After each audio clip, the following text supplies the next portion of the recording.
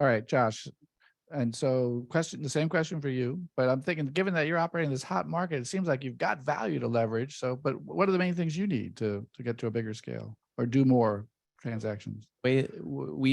Our goal is to enable a shift in the market so that thousands of new co-ops can get built across the country. So we are thinking about how to enable a pretty broad expansion of what we're doing, but we don't see that as us building those co-ops, but allowing others to replicate the work that we're doing and reducing friction so that that's easier and that can happen in more other contexts.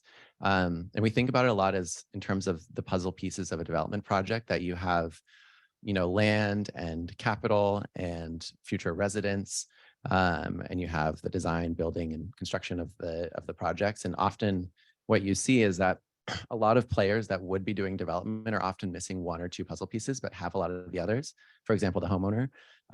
And so part of how we see our work is creating the ability for those other stakeholders to engage in development and broaden the sphere of who can do development and allow a lot more projects to happen that wouldn't have otherwise happened.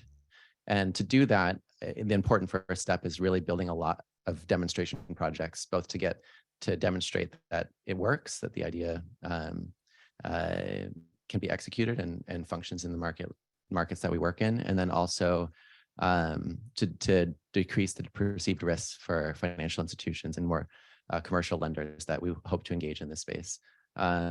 In the short term, we have 3 projects under development, and we're looking to do a batch of 10 projects out of our pipeline. And for that, we're looking for pre-development capital, construction guarantees, and then also permanent capital. For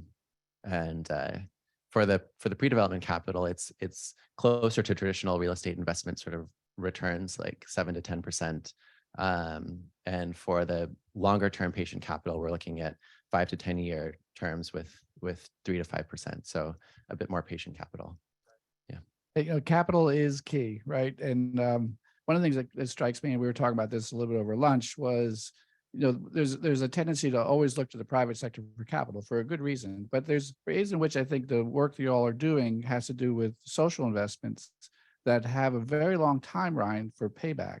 And I would argue that there's a reason why there ought to be public investment in this, both in terms of equity and debt. And so I think, when you get the question about scalability, it's like, oh, you're relying on philanthropy. How is that scalable? And I think it's proof of concept, but it has to demonstrate the social worth here, which makes a case then for public investment. I mean, there's the Neighborhood Homes Investment Act, which I'm sure you all at Parity are very familiar with, which would help provide that funding to close the gap between cost of development and market rate.